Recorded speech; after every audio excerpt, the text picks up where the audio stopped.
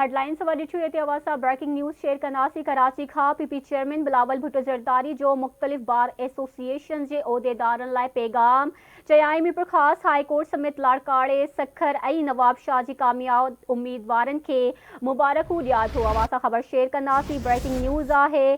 PP chairman Bilawal Bhutto Zardari जो चवड़ा है तो उम्मीद है नवा चूंडल उहदेदार वकीलन की भलाई लाइ किरदार अदा कंदा। यकीन है तो वकील आइन कानून ऐं जमहूरियत की मजबूती लाइ किरदार अदा कंदा।